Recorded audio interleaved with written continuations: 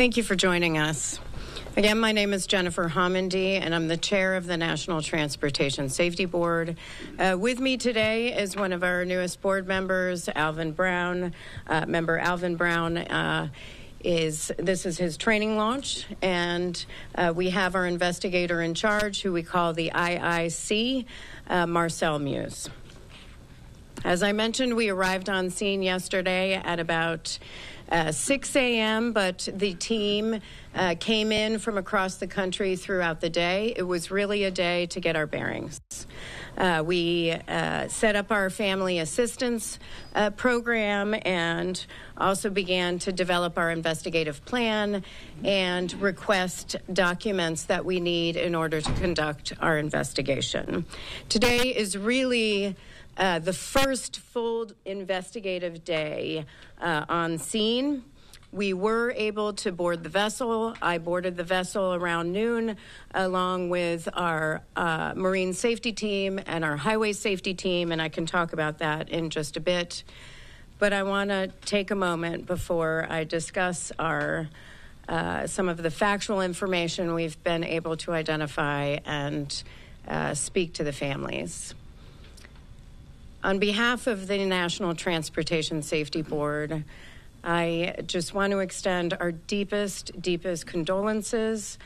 You are in our thoughts and prayers as the days, months, years ahead go forward. Certainly, we are focused on you.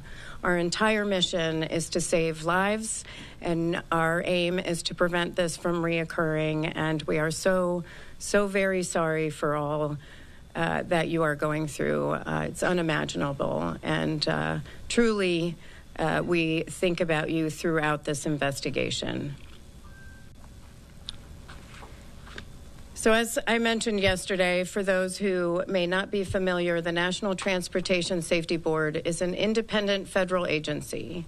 We are charged by Congress with investigating every civil aviation accident in the United States and significant events in all modes of transportation. That includes bridge collapses, and it includes marine accidents and incidents. Our mission is to determine why something happened, how it happened, and to prevent it from reoccurring, again, to save lives. I want to talk a little bit about how we conduct an investigation, but I think it's really important for folks to understand that we will not analyze any of the information we are collecting. We will not provide any sort of findings, conclusions, or any safety recommendations while on scene. Our entire focus on scene is to collect the perishable evidence. That's documenting the scene, it's taking photographs, it's taking any sort of electronics or components, whatever goes away once the scene is cleaned up. We need to collect that information for our investigation. When it comes to digging through inspections, maintenance records, that can be done when we leave. Right now, it's focused on the scene itself.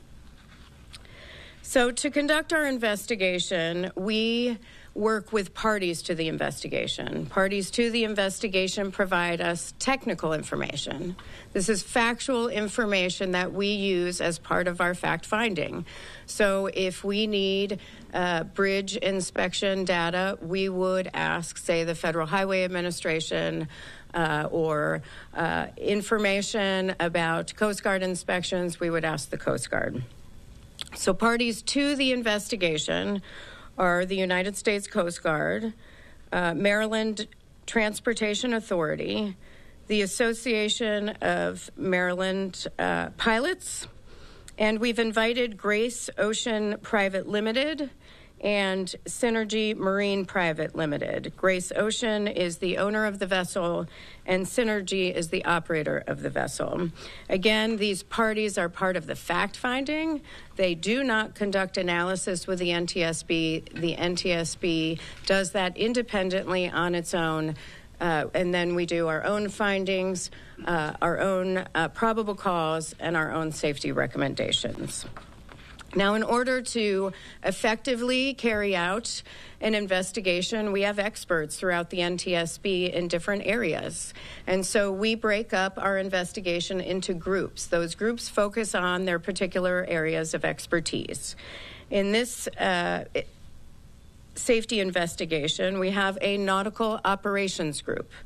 This group gathers evidence to document the actions taken by the vessel, the procedures for the safe operation of the vessel, company oversight, waterway management, safety management, and regulatory oversight. That group would and has collected and has asked for information on, say, duty records, licensing, training. They requested the crew list, so we were able to confirm that there were 21 crew members on board the vessel at the time of this accident, plus 2 pilots. That's 21 crew members plus 2 pilots for a total of 23 individuals on board the vessel at the time of the accident. They also were able to obtain the cargo manifest. Now, the cargo manifest, we did bring in one of NTSB's senior Hazmat investigators today to begin to look at the cargo and the cargo manifest. He was able to identify 56 containers of hazardous materials. That's 764 tons of hazardous materials, mostly corrosives, flammables, and some miscellaneous hazardous materials, Class 9 hazardous materials, which would include lithium-ion batteries. Some of the hazmat containers were breached. We have seen sheen on the waterway. The federal, state, and local authorities are aware of that, and they will be in charge of addressing those issues. But the NTSB, as part of our safety investigation, documents that type of release, documents the damage, and documents the type of materials involved as part of our investigation.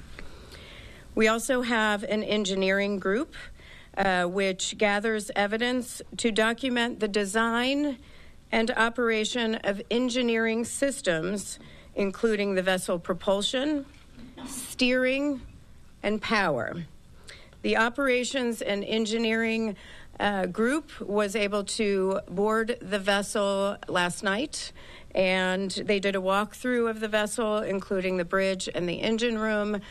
They were looking for other electronic components, any sort of downloadable recorders, any sort of cameras, any sort of CCTV. They did not find any of those things, but that search continues. They've also requested a number of documents, including maintenance and inspection history, and are, as we speak, conducting interviews on board the vessel. Those interviews began at 1 p.m. this afternoon, and those are with the crew members on board the vessel. And then again, I mentioned we did board again today at 1 o'clock. That was pretty much the entire team, me, plus Office of Highway Safety, Office of Marine Safety, Member Brown, and looked at the damage. We were able to take a look at pier protection. We looked at some of the damage to the containers and certainly the bridge structure.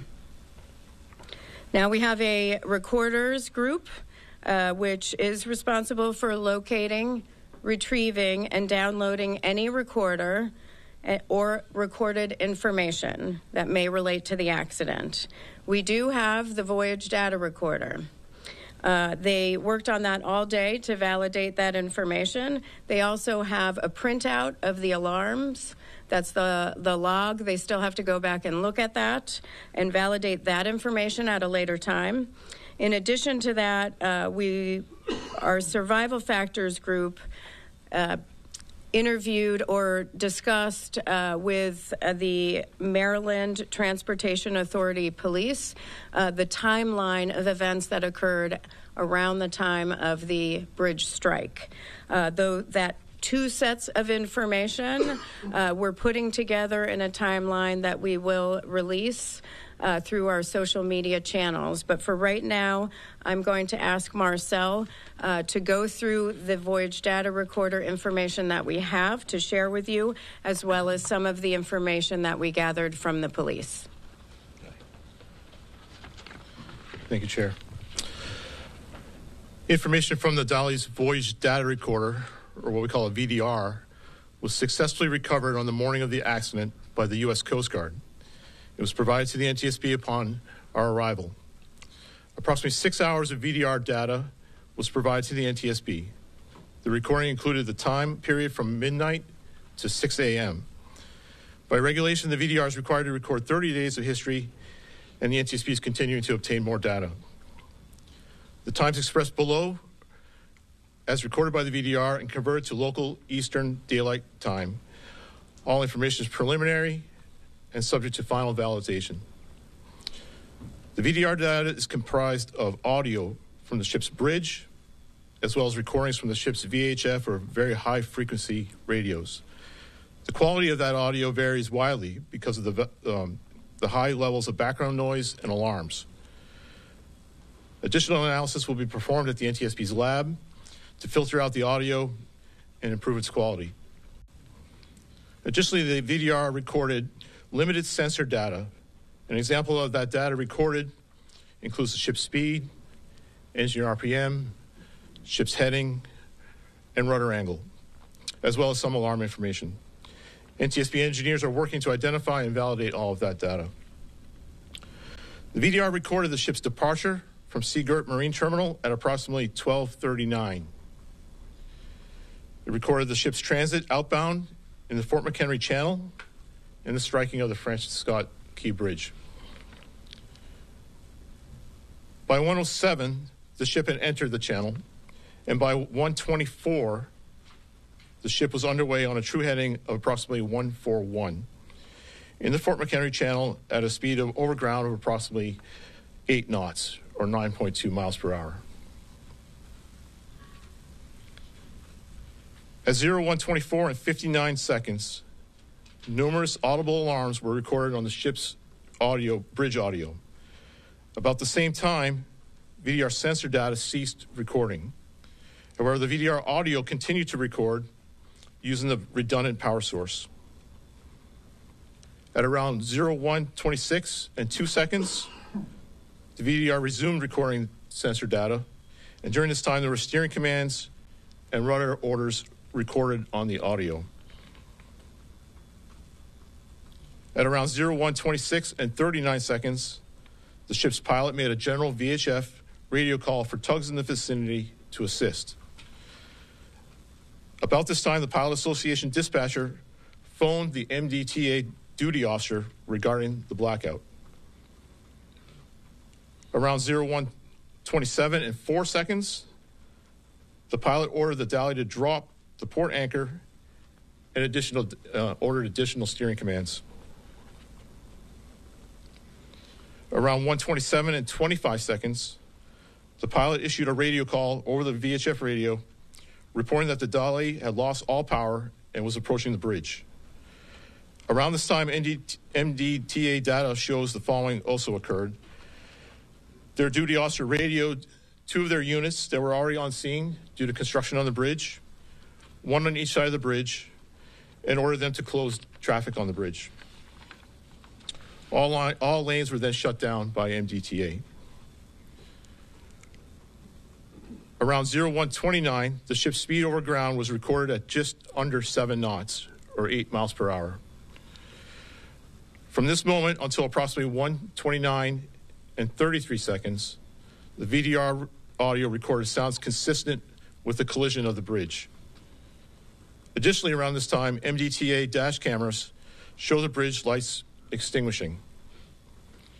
Additional analysis of the VDR audio and comparison with other time sources will be needed to determine the exact time of contact between the Dally and the bridge.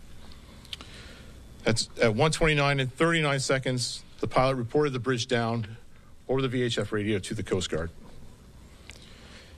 The NTSB will later convene a group of technical experts to review the entire VDR recording and develop a detailed transcript of the dialogue and the event alarms as recorded. A few areas of that I just want to clarify. The data that we received from the Coast Guard, which was they were able to obtain on the bridge by downloading the information from the VDR from midnight to 6 a.m. That's a standard time frame. They provide that immediately, so we can see that time frame around when the accident or incident occurred, knowing that we can go back and get the rest. That there should be 30 days there. So this is the immediate information that they give us, but it's not. I don't want anyone to think anything was being held back. That's very standard information. I do want to thank the Coast Guard for that because that was pretty immediate. It was done right away, and then they provided us with a thumb drive that we were able to evaluate back at our lab at headquarters. And I'm sure you will have questions on that. I do want to also say I've seen a lot of comparison between the VDR and CVRs and FDRs or black boxes on commercial airliners. This is really a basic system. An FDR would give you 1,000 parameters. That's not this. VDR is basic. It is a snapshot of the major systems on a vessel, and we have long wanted more recording, more parameters to be recorded on a VDR, so that's hopefully something that we can provide. And happy to answer more questions about that timeline. But before I do, I want to continue with what our team has done. Our survival factors group, their whole role is to examine the response. And so they were able to obtain dispatch logs from the Maryland Transportation Authority, the Baltimore County Fire Department, the Baltimore City Fire Department to begin to put together a timeline. And they will be conducting interviews tomorrow, including with a few people in the bridge area. Now, we also have from our Office of Highway Safety a bridge structures group. Many know that the bridge was built in 1976. It has 3 spans. The main span is 1,200 feet.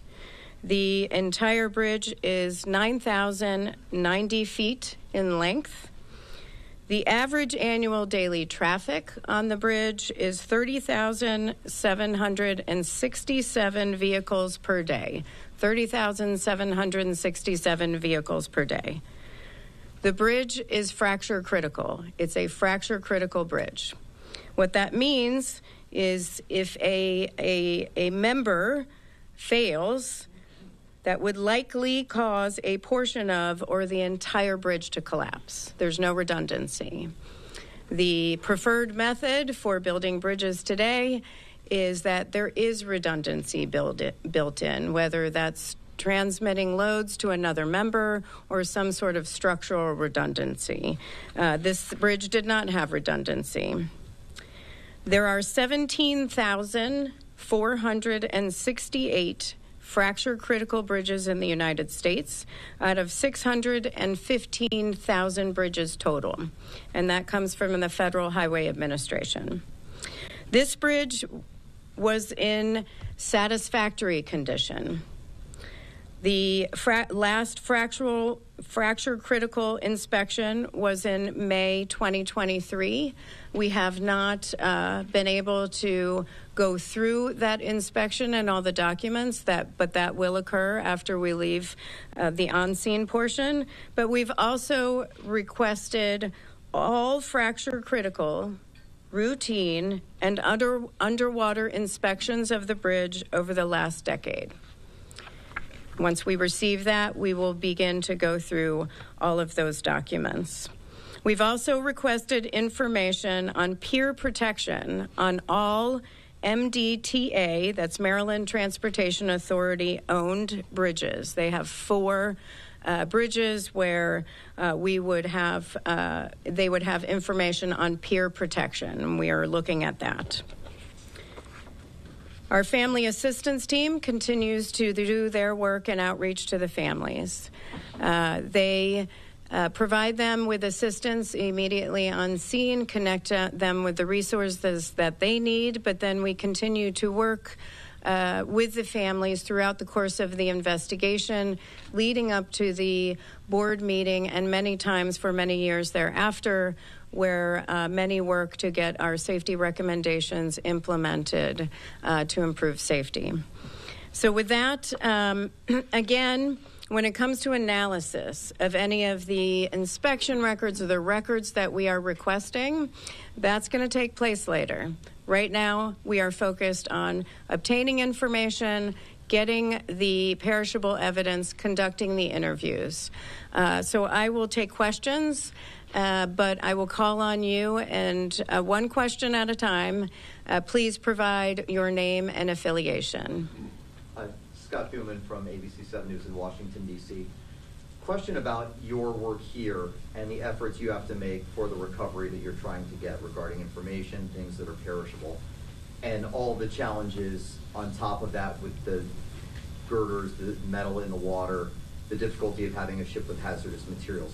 What can you compare this effort to in other scenarios you've dealt with in the past? I mean, it's a massive undertaking for an investigation. It's a it's a very tragic event. It's multimodal. There is a lot of information we need to collect, a lot that we need to analyze, many interviews, many different components to the investigation. But this is not new for the NTSB. We've conducted other investigations of bridge strikes, bridge collapses. We have an amazing team of individuals who are focused on very specific areas of expertise, and so I have no doubt that we will be able to pull this together in hopefully 12 to 24 months. With that said, we will not hesitate again to issue urgent safety recommendations before that time if we need to.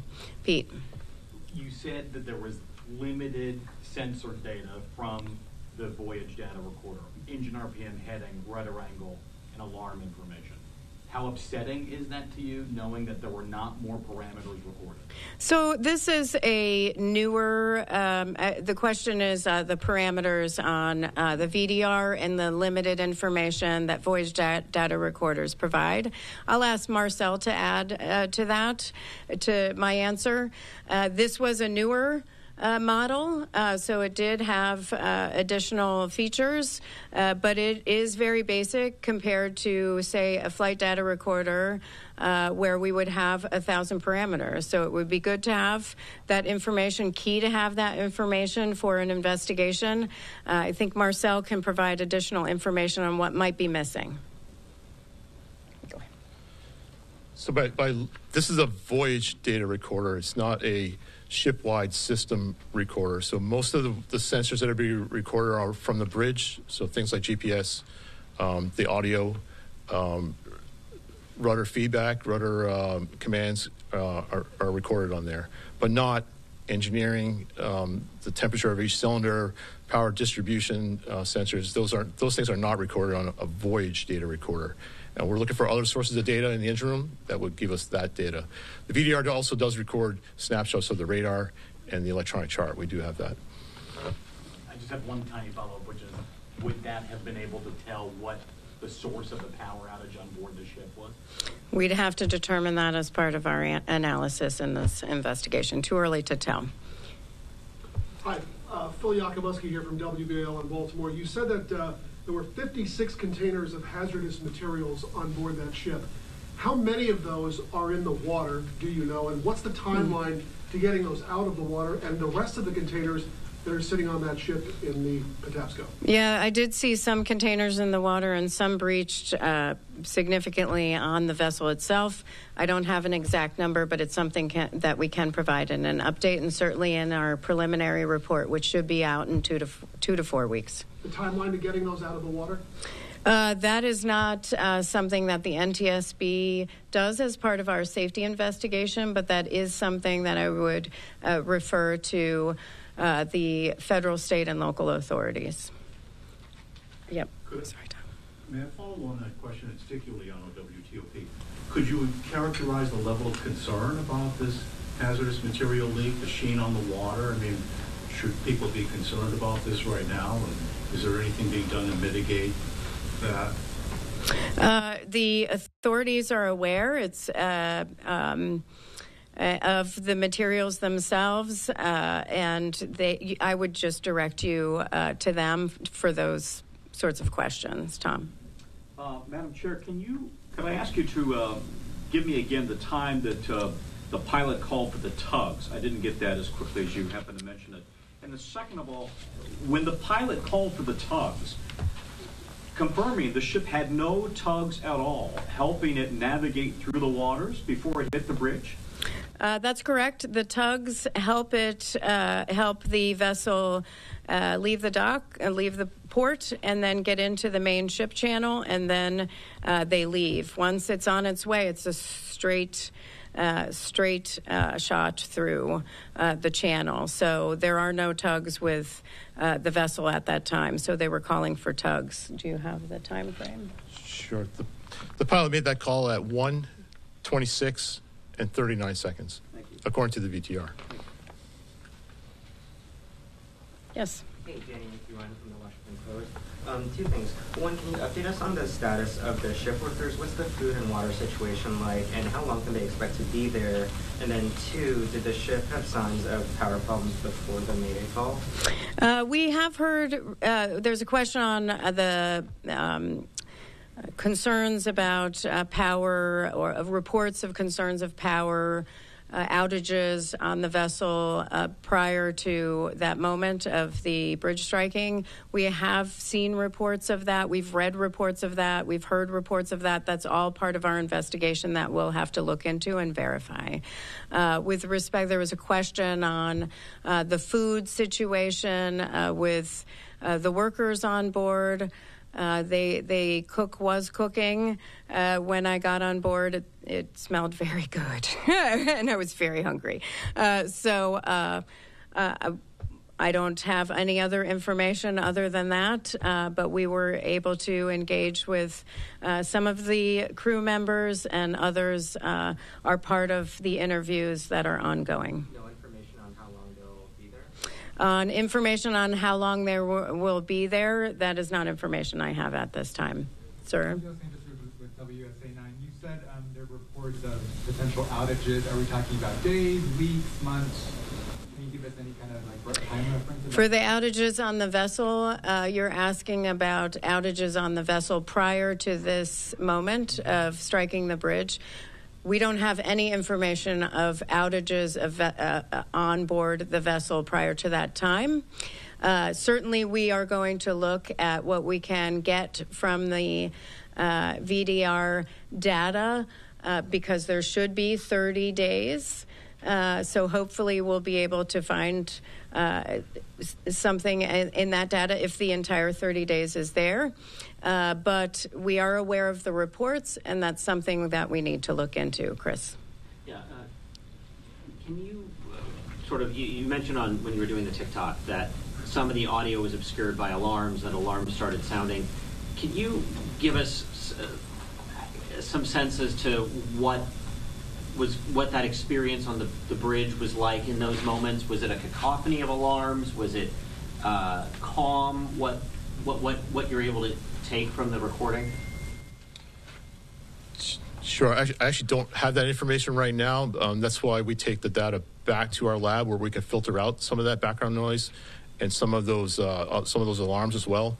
Also, bring in parties that will help us understand what we're hearing, who's talking, if there's some foreign language. That's why we have parties come in and join us and also use the software that we have back in Washington, D.C. to do that. We're not able to do that on scene here. So you've not listened to the recording? I have not, no. That's our recording group that does that. And if I may follow up, just what you experienced on the ship, the state of the ship, the bridge, the condition. What we experienced on the state of the vessel and the condition is the question. I mean, it's pretty devastating, certainly, seeing not just what's going on with the cargo containers, but just looking at what was a bridge span, 3 bridge spans, that is pretty much gone. That is, it's just utter devastation. And when I look at something like that, I am thinking not about the container ships that are coming through, not about traffic getting back up and running on the bridge. I'm thinking about the families who've lost loved ones and the families who are waiting to reunite with loved ones and what they must be going through. On the alarm information, just to add to that, we have the logs, and we'll go through that. But when we provide the transcript, a lot more will be on the transcript, which we will read out during the course of the investigation. Tom? Have you spoken to the pilot at this point? The question is, have we spoken with the pilot? There were 2 pilots on board at the time, and those interviews are scheduled for tomorrow. And have you spoken to the ship's captain? One of those interviews occurred today, along with the mate and chief engineer and one of the other engineers. I don't have a readout of those types of those interviews because they are currently ongoing, and our team was still on the vessel when I came to the press conference. So, ma'am. Yep. Kristen Griffith with the Baltimore Banner. I know you said you guys aren't in the analysis phase yet, but can you at least say if you're considering whether the cause of the power loss to the vessel has to do with contaminated diesel fuel? The question is on reports in the media about contamination in the fuel. As part of any investigation by the NTSB, we look at the fuel system. We collect a sample of the fuel. In this particular situation, it would be marine diesel fuel, but we still have to do that. That sample will be taken, and we will analyze the quality, any sort of contaminants. We'll look at viscosity. That'll be part of our investigation. Back here. Yep. Kelsey with WJZ here in Baltimore. How quickly was the crew in touch with authorities? On the timeline? And the question is how quickly the crew was in touch with authorities. You have the time. The call went out from the crew about the bridge being down at 1:29 and 39 seconds. And we have the bridge fall about 1:29 and 0 seconds. Something was wrong. Our first indication of a problem is when the pilot called for tugs. Okay. So that was at 01. I'm sorry. Hold on. At 01, 26 and 39 seconds is when the pilot called for tugs. That would be the That's the indication of the first sign of needing help. How long was that after the VDR stopped recording? That was 1:26, I think, it's something. 1:24 and 59 seconds. Thank you. Was there any controllability left in the boat after these alarms went off? And I mean, was there any hope, I guess is kind of the question, that they could steer this ship back onto the lane? Was it out of control? Well, first of all, we've seen the recordings. We have data which is consistent with a power outage. However, we don't have information, factual information, that can confirm that power outage. So we aren't there yet. That's why we're looking for more information on the ship. Yep. You have a video that pretty much shows everything that happened in this crash. How helpful is the video that shows what happened? Yeah, so the video, the question is how helpful the video is that we've seen circulating of the bridge strike. Certainly it is helpful, but the NTSB has to focus on data that we are able to validate as part of our investigation. The public, the world, relies on us to be independent, thorough, fact-based, and it is meticulous work. But because we do that, we get to the right solutions as part of our investigation. We are very careful not to jump to conclusions, to speculate, and so it's helpful to have. But what's really helpful is the information that we are able to validate, and that takes time, and that will lead us to the findings, probable cause, and safety recommendations that we'll issue. Yes? Kyrie Stewart, WBAL. Can you tell me exactly the kinds of hazardous material that were in the containers that were breached and how much spilled, approximately how much that's been spilled into the waterway? The question is the types of hazardous materials that were breached. The information I have right now of the containers of hazardous materials, the total of 56 containers, were those contents. On what was in the actual breached containers, we'll have to provide you more information on that. But in total, it was a number of corrosives, a number of flammable materials, and we have some miscellaneous. They fall under what is Class 9, which is miscellaneous hazardous materials, which is where the lithium-ion batteries would be. How big the spill is?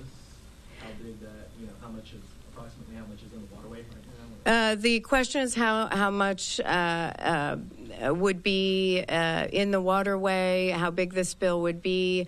First of all, we have to get to some of those containers. It's a pretty dangerous situation in that area, and we can't go in there.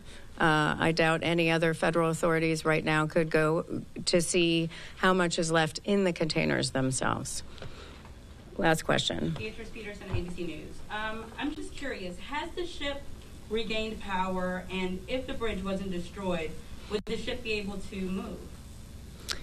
That's a lot of assumptions. For the NTSB, we don't speculate.